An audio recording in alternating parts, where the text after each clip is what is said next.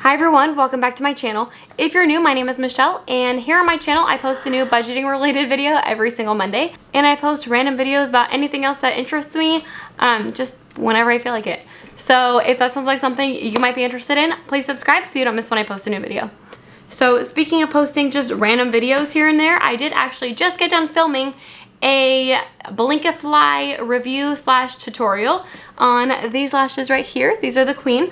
So if that's something you're interested in, I don't know if it's gonna be uploaded by the time this one's up, but if it is, I'll have it linked up here. Go check it out. But today we are going to be doing June's budget with me part 1. So if you're new to my channel and you don't know how I do my budget, I do 2 budgets. Sorry if you hear my son in the background. He is an animatronic. If you don't know Five Nights at Freddy's, that's literally his obsession. Anyway, I do 2 budget with me videos every single week. So I do a budget with me part 1 and budget with me part 2 because I get paid bi-weekly. And here on my debt-free journey, I have found that budgeting bi-weekly works really well for me. I have a spending problem. I am working on it, but I'm not perfect. But I noticed like when I would do a monthly budget and I got paid every 2 weeks and I would have like $300 left over sitting in my bank account to be ready to roll over to the next paycheck so I can pay my bills, that $300 somehow would get spent on literally anything. Usually Amazon purchases. I would get really impulsive and be like, I need this, and I have to buy it really quick, and I'm like, well, I have $300 sitting in my bank account, I can buy it. So yeah, that happens a lot. So bi-weekly budgeting has really cut back on that. Also, something I might make an updated video on this because I really like it. I did one probably like a year ago. So if you guys are interested, I can make an updated video because I do continuously use this constantly. It's called Cube Money. I'm not sponsored. I am, they did reach out to me one time and I was like trying to be partnered with them, but like life just got in the way and I never got to it. So hopefully one day I will be sponsored by them or partnered with them, but right now I'm not. But I use this every single month. I put all of my sinking funds into Cube, and it's like a digital envelope system. So I really like that. So that's also been really helping with my spending issues. So if you've seen any of my I think it's my last 2 videos that I posted on here, I mentioned that June's budget with me, I'm going to be updating you guys on some changes that are happening. So there's actually quite a bit that's happening. Well, one kind of big thing that's happening, and then another thing that I'm just like implementing differently. So the first thing is we applied for a I guess it's a cash out refinance for our home. So we do own our home. We bought our house in 2016. And we bought our house for $204,000, and we actually just got our appraisal, and honestly the appraisal is kind of like confusing to read. So it got appraised for anywhere between like $340,000 and $389,000. So in California that's still pretty low for a house. We do have a small house. Our house is 1,300 square feet, so it's pretty small. It's a 3-bedroom, 2.5 bath. It's really good for a family of 4. It's a perfect size for a family of 4. We have 7 people living in our house right now, so it's pretty small. We literally have me, Roger, and the boys share this room. And so that's something else that I want to talk about. But first, let's talk about the refinance. So we applied for a refinance. We're in the middle of it. Unfortunately, we applied when interest rates are starting to go up. So I believe our interest rate is like 6%. Our interest rate when we bought the house was at 4%. So our interest rate is higher than what we bought the house for. Like I said, we bought it for $204,000. We got our loan down to about $177,000. So that's all we had left to pay on it. However, if you've seen my debt-free journey, I said in the beginning of my debt-free journey that I'm in about $50,000 worth of debt. Combined, it's a lot more than $50,000 worth of debt. So our cash out refinance is basically we're trying to take out $100,000 of equity to pay off our debts completely. So basically we are turning our loan for our house from $177,000 to about $280,000. So we got appraised for at least $340,000. Like I said, the appraisal is like really confusing on like how they do it. They just emailed him like a quote. So I'm not really sure exactly like what any of it means. We haven't really talked to anyone about it yet. Like I said, we're still in the process, so it's not official, but this is something we're doing. When I have more information on it, I will let you guys know, but this is what I know now.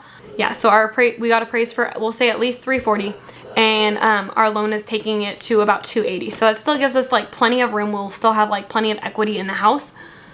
And our mortgage payment will be going up because of that, and also because the interest is going to be higher, so our mortgage is going up. Right now we pay I paid $14.26 for the mortgage every single month, and our mortgage payment is going to be upped to about $2,000, I think he said.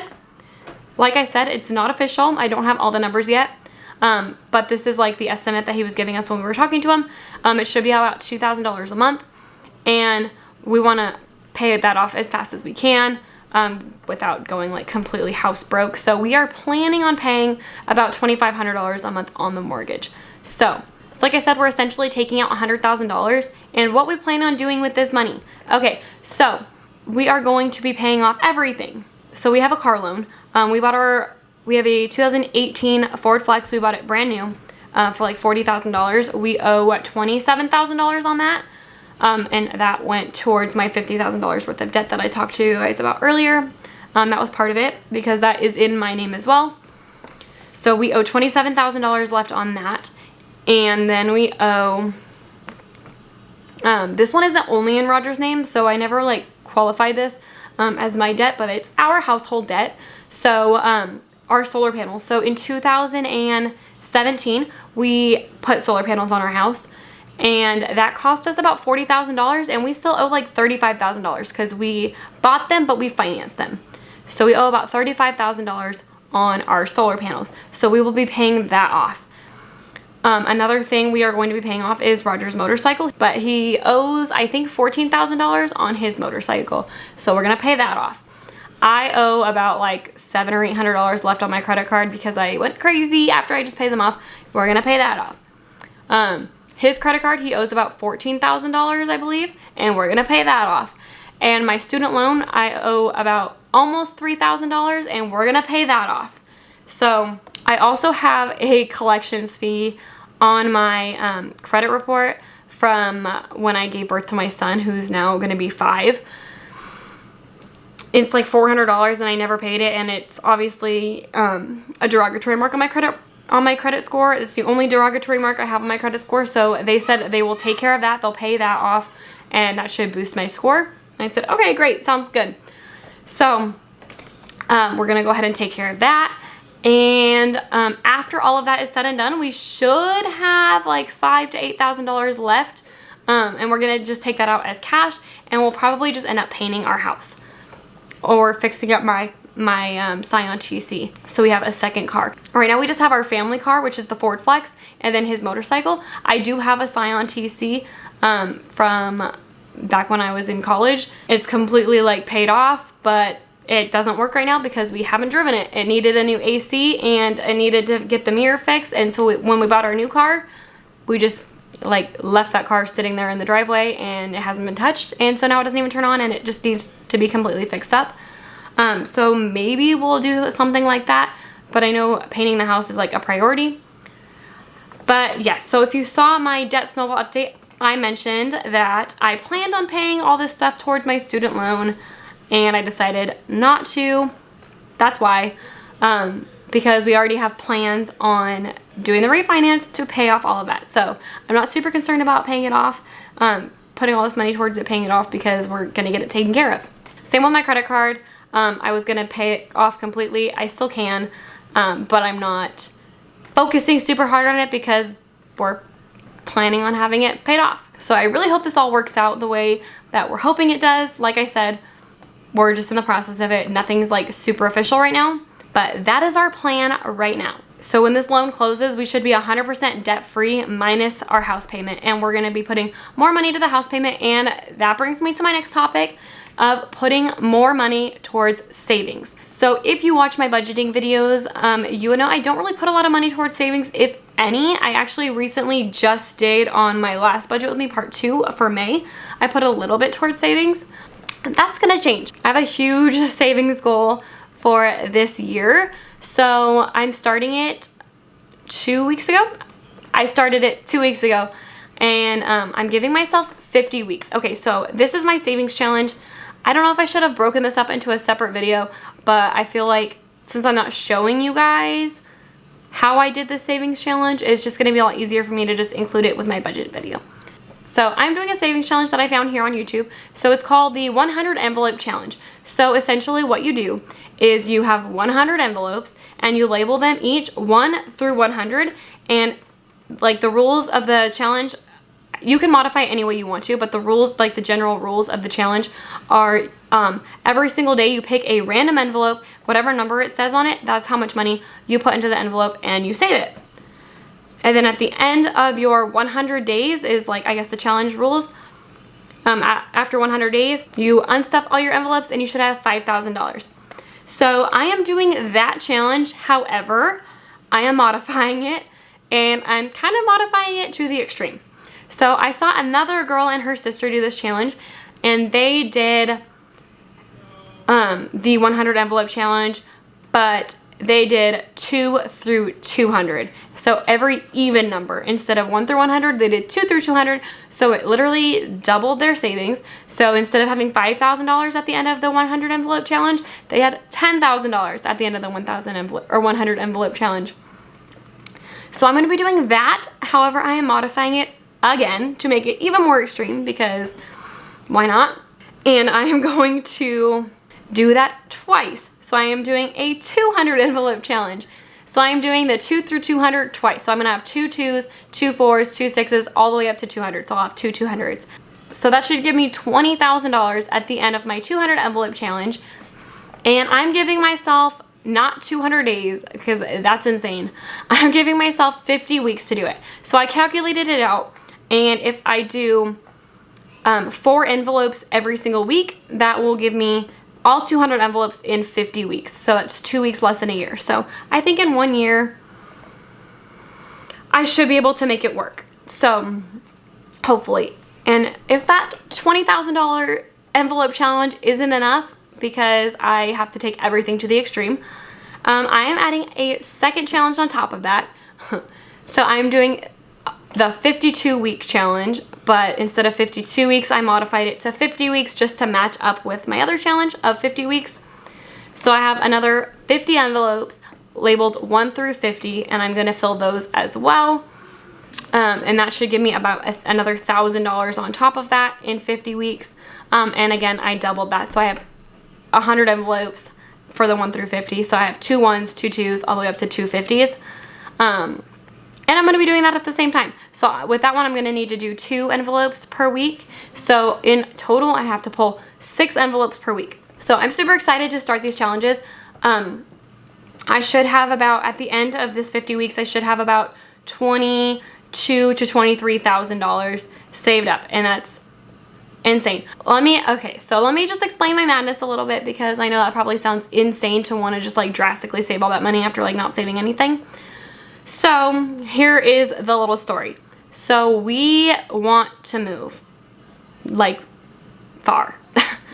Right now I live in Northern California, and let's be honest, California is beautiful, but it's horrible to live here. The area we live in isn't that bad. Like, we can live here and like it's not horrible. Like I said, I live in Northern California. Like, I don't live in LA or anything. It's crazy overpriced, but it's nothing like that. I know when people think you live in California, they literally think you like live on the beach. No, we actually live in like a farming town. So nothing like that. It's pretty bearable here. The people here, you know, there's crazy people, but for the most part, people are pretty nice. But we don't want to live in California anymore, because even though it's a nice area, it's still California, and we just don't want to live in California anymore. We want to move somewhere that has more freedom. So we are strongly considering moving to Tennessee. So originally we were strongly considering moving to Texas, but just I've been doing a lot of research on areas, because like we don't have jobs where we're gonna like transfer. You know, we're just literally going to quit our jobs, pick up our family, and like move and start pretty much from nothing. So we can go anywhere and do that.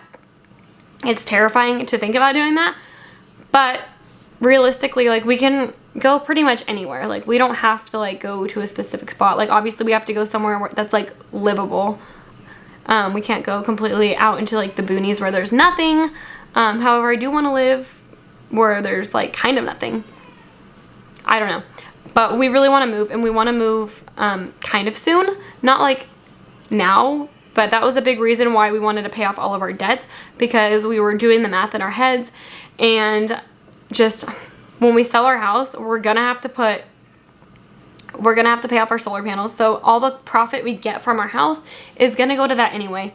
So it's like we're really not even gonna get much out of a house anyway once we sell it, because everything that we get as a profit we have to use to pay off our solar panels. We have to use to pay off, or we're gonna hold on to these debts, or we can use it to pay off our car. We can, like, all of that little stuff.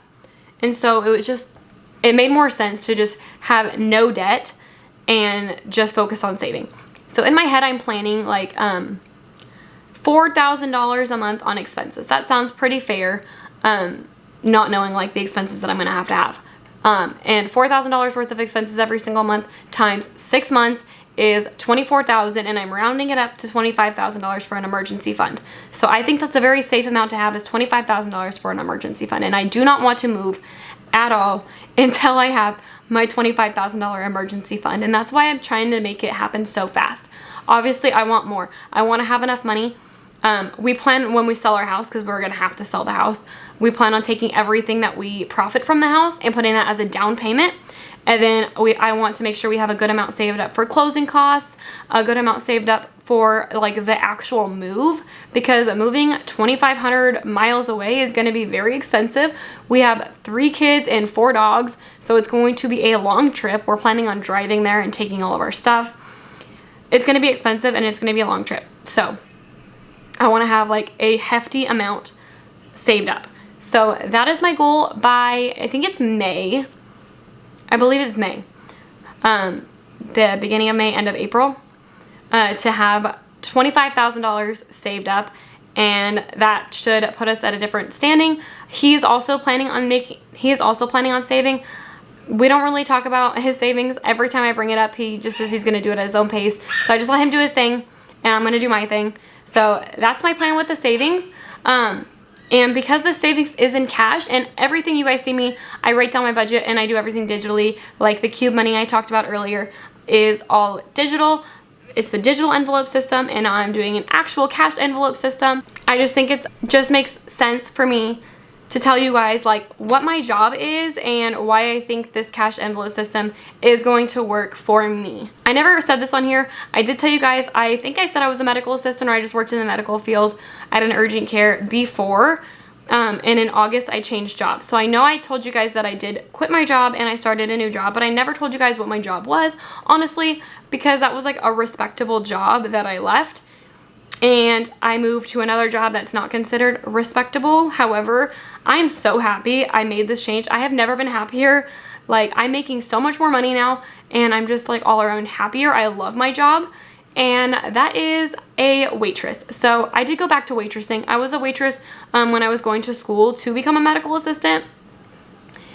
And I worked graveyard, so I could go to the school during the day, and then, you know, I would like sleep or whatever, and then I would go to work at 10 o'clock and work till 6 in the morning and do it all over again.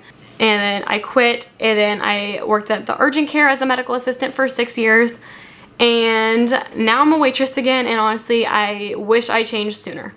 So most of my money is cash. What you guys see on my budgets, why it varies so much, is because my tips vary so much. I have good weeks, I have bad weeks, and I'm starting to budget a little bit differently. So I'm going to be budgeting a specific amount every single 2 weeks. So anything I make over that amount is going to savings. So this is going to be an actual savings challenge. I already started it. The first week I had a really good week, and I will show you guys in this video what I'm talking about, because I'm going to be breaking down my budgets differently. I'm going to be showing you guys how much, not just how much I have on my paycheck that I always tell you guys, my paycheck, it's not actually my paycheck. I'm going to be breaking down what I made in tips, and then what I made in my paycheck, and then my total amount, and then I'm going to be breaking down how much I'm putting away for savings. So the first week of this 2-week pay period, I had a really good week. The second week of this 2-week pay period, I had a really bad week. And I will go over more of that when I get to the budget part. but I'm gonna be showing you guys, breaking it down with you more, and I'm budgeting $1,800 every single 2 weeks for myself to use for bills and sinking funds and play money. Everything else I am putting away, and if I don't even make that $1,800, well, there's where the challenge comes in. Now I gotta figure out how to still save, because I refuse to give up on the savings challenge. And originally I wasn't even gonna show you guys the savings challenge week to week, but I actually had an idea like today. I started watching like life as a server videos where they do like a little vlog every single day that they go to work, and they tell you how much they made in tips that day. And I just had an idea that that might be kind of fun to do. So I'm gonna try it out this week. Today is Wednesday, I go back to work on Friday. So I'm gonna try it this week, and I'm going to film a life as a server video, and I'm gonna take you guys along and show you how much I make every single day. I'll show you how I log my little tip book every single day when I come home. And at the end of the week, I thought that would be a good idea to show you guys how I break it down and decide how much money I'm gonna put into my savings envelopes. So that's another thing with the savings envelopes, is like the actual like rules. You pick a random one. I'm not doing that because my challenge is so extreme. I could really end up screwing myself over. I'm gonna do it smart, and I'm gonna strategically pick which numbers to pick, because in the end, they're all gonna get used up anyway. It doesn't matter what order I use them in. I don't think that's cheating. I think that's just playing it smart. So that's what I'm gonna be doing. Those are my big changes. I apologize, this video is so long, but I had a lot to update you guys on. So let me know in the comments down below if a life as a server video is something you wanna see. I'm gonna try it out, and hopefully you guys enjoy it. If you do, I could make it like a weekly thing. I could do one every single week and add my savings challenge to it. Let me know. Again, I apologize, this video is so long. Let's jump into the actual budget with me, part 1 for June. Okay, so this month I am finally going to be breaking down my income a little bit more for you guys, instead of just showing you guys like my paycheck, because my paycheck is actually not what you guys see. My paycheck is a lot smaller, like my actual paycheck's a lot smaller than you guys see. So, because I am a server, as I mentioned in this video.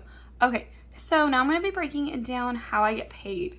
So, okay, so for number 1 is going to be week 1's tips. Then I have week 2's tips. But then lastly, I have my actual hourly paycheck that gets taxed like crazy, because that's how they do it. So for week 1, I actually had a really good week this first week. This was Mother's Day week. I ended up making $1,057. And then week 2 was a terrible day. So Friday I had a really bad day. There was no reason for me to make the money that I made on that day. Like, it was just so bad. And then Saturday I took it off. And so like this week was just like really bad. So I ended up making $532 on week 2. So that really goes to show you guys, like, my income varies so much. I made $1,000 one week and only $500 the next week. Like, it varies so much. It's so inconsistent.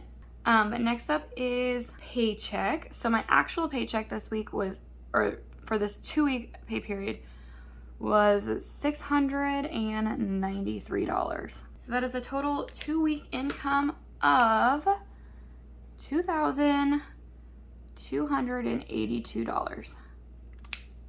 Okay, so now I'm going to be breaking it down a little bit more for you guys, because this is not the money that I am using in my budget. So before my deposit into my bank, I don't do like cash stuffing at all for my actual budget. I do everything electronically in my bank.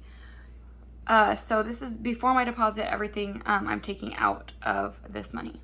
So babysitting.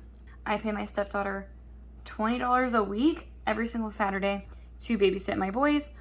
Like I said, I took Saturday off, so I only paid her $20 this week. Oops, sorry, that's the wrong color. I just realized. Okay, next is my savings challenge.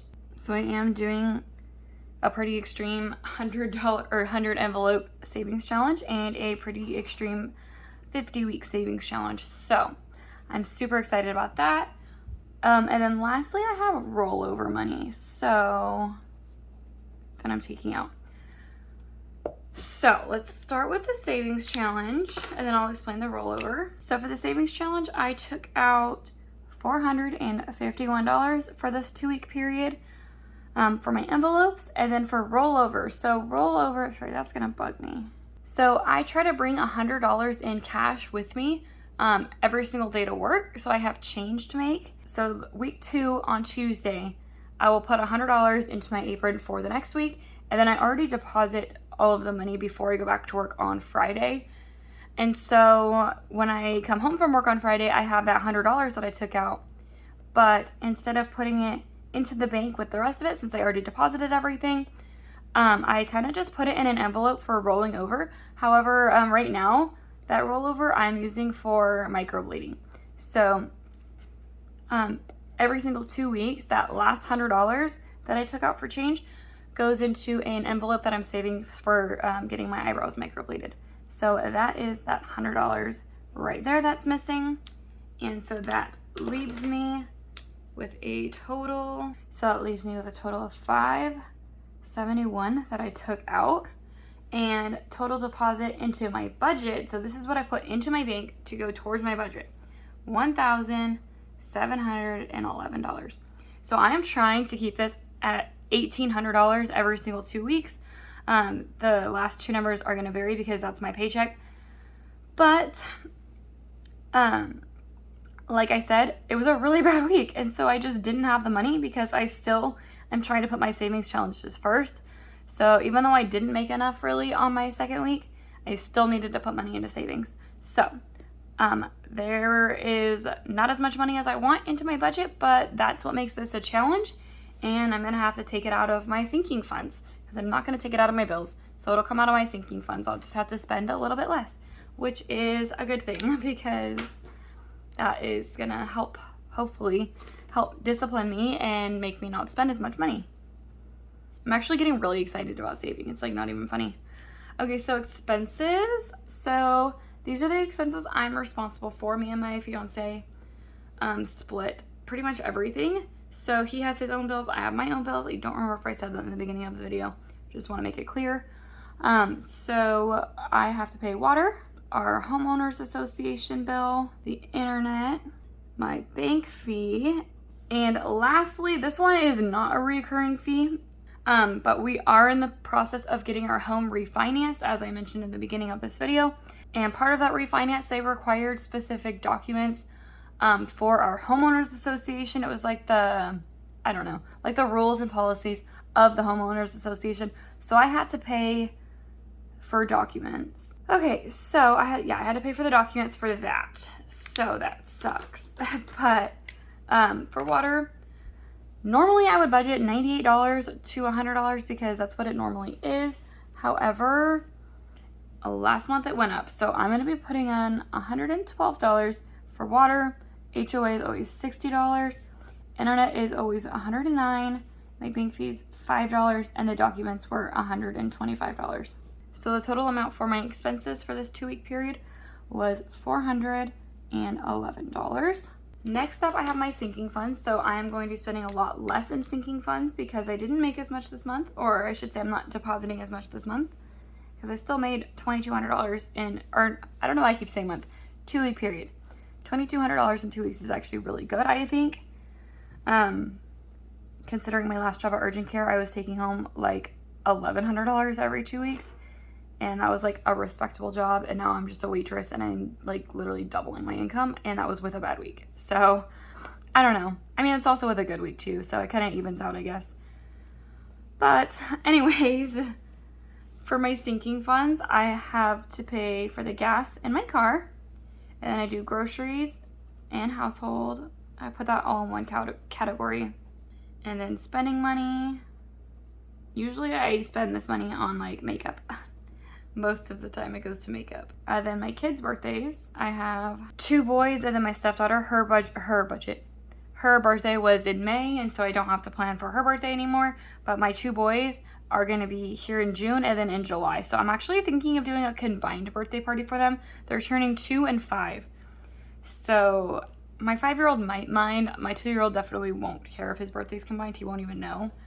But that's what I'm thinking about doing for that, just to make it easier on myself. And then lastly, I have summer spending. Yeah, so like I said, I have a stepdaughter. I actually have 4 stepkids, and they live with their mom in Canada, and it's really far. It's like over 2,000 miles away. I think it's like 3,000 miles away. And so we don't see them at all. He has four kids, so 3 boys and 1 girl. His daughter decided she wants to live with us, and so she's living with us right now. And then in the summer, she's actually going to be going up to Canada to visit her mom, and her brothers are going to be coming down here. So whenever they come down, we try to do fun things and, you know, just enjoy the time that we have with them, since we only have a couple of months with them every single year. And so I put money away every single month for summer spending, so I don't feel like I can't afford to do the fun things that we want to do. We don't have any plans right now, but I just want to make sure I have plenty of money for like anything we decide. So for gas, this is one of the cuts I'm making. So I'm putting $100 into gas, and the only reason I'm okay with this, because this is only 1 fill up for my car, and I can fill up every 2 weeks, and I'm budgeting my sinking funds. I budget for the whole month, so I'm not going to be filling up my sinking funds in the next week or the next pay period.